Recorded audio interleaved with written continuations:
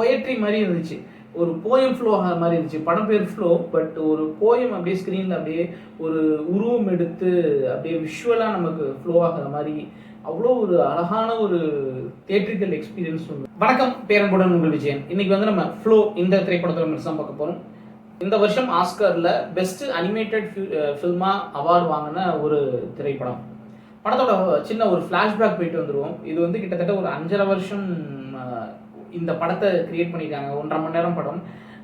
5.5 வருஷம் ஆயிருக்கு இந்த படத்தை ஆரம்பித்ததுலேருந்து முடிக்கிற வரைக்கும். அவ்வளோ நாள் ஒர்க் பண்ணியிருக்காங்க. ஃபுல்லாக ஓப்பன் சோர்ஸ் சாஃப்ட்வேர்ஸ் யூஸ் பண்ணியிருக்காங்க. எந்த விதமான ஸ்டோரி போர்டோ அல்லது எந்த விதமான டெலிட்டட் சீன்ஸோ இல்லாமல் ஒவ்வொரு செகண்டையும் யோசிச்சு 5.5 வருஷம் உழைச்சி கொண்டாந்துருக்கிற ஒரு படம். எந்த லாங்குவேஜ்னு கேட்டிங்கன்னா இது எந்த லாங்குவேஜுமே கிடையாது. பேசிக்காக ஃப்ரெஞ்சு நாட்டில் எடுக்கப்பட்ட ஒரு திரைப்படம்.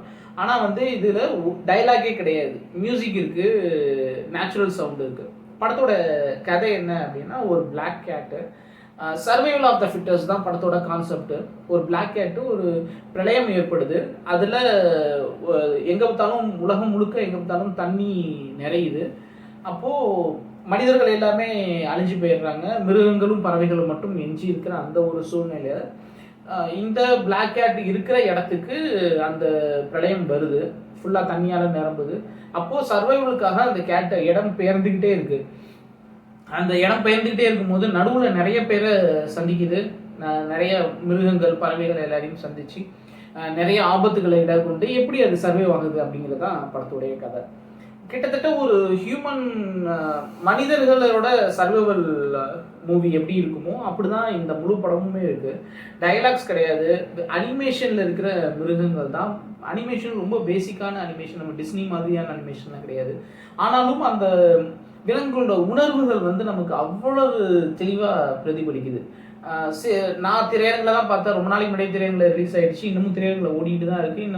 இன்னும் பல நாட்கள் ஓடும். இது வந்து ஒரு எக்ஸ்பீரியன்ஸ் அப்படின்னு தான் நான் சொல்வேன். அந்த விலங்குகள் வந்து தங்களுக்குள்ளார பேசிக்குது. அவங்களோட நேச்சுரல் சவுண்டு, அந்த சவுண்டெல்லாம் வருது, பேசிக்கிற. பட் வார்த்தைகள் எதுவும் வெளியில் வராது. அப்போது சில இடங்களில் வந்து தேட்டரே சிரிக்குது, சில இடங்களில் தேட்டரே அமைதியாகிடுது. ஒரு கனம் இருக்குது. அப்பப்போ சில துளி கண்ணீர் எட்டி பார்க்குது. ஸோ ஒரு நிறைவான ஒரு மனநிலை. படத்தை முடிச்சுட்டு வெளியில் வரும்போது மனம் அப்படியே ரொம்ப லேஸாகி, மனிதர்களுக்கும் விலங்குக்குமான அந்த இடைவெளி வந்து பெருசாக இல்லாமல் நம்மளே ஸ்க்ரீனில் விலங்குகள் மட்டும்தான் இருக்கும். படத்தில் ஒரு டிராயிங்காக கூட, ஒரு பிக்சராக கூட எந்த மனிதர்களுடைய முகங்களும் உருவங்களும் வராது. அங்கே நிறைய சிலைகள் இருக்கும், டிராயிங்ஸ் இருக்கும். அதிலெல்லாம் கூட பூனைகளும் மற்ற விலங்குகளும் தான் இருக்கும். மனிதர்களுடைய எந்த விதமான சுவடும் இல்லாத ஒரு திரைப்படத்தில் அந்த விலங்குகளோட உணர்வுகளே வந்து ஏதோ நம்மளோட உணர்வுகள் மாதிரி, நமக்கு ஏற்படுற உணர்வுகள் மாதிரி நம்மளால் ரொம்ப ஈஸியாக ரிலேட் பண்ணிக்க முடிகிறது. ரொம்ப ஒரு பொயட்ரி மாதிரி இருந்துச்சு, ஒரு போயம் ஃப்ளோ ஆகிற மாதிரி இருந்துச்சு. படம் பேர் ஃப்ளோ, பட் ஒரு போயம் அப்படியே ஸ்க்ரீனில் அப்படியே ஒரு உருவம் எடுத்து அப்படியே விஷுவலாக நமக்கு ஃப்ளோ ஆகிற மாதிரி அவ்வளோ ஒரு அழகான ஒரு தியேட்ரிக்கல் எக்ஸ்பீரியன்ஸ் சொல்லுவேன். வாய்ப்பு கிடைச்சா நீங்கள் தேட்டரில் பாருங்கள். அப்படி வாய்ப்பு இல்லை அப்படின்னா ஓடிடியில் வந்ததுக்கப்புறம் கட்டாயம் பாருங்கள்.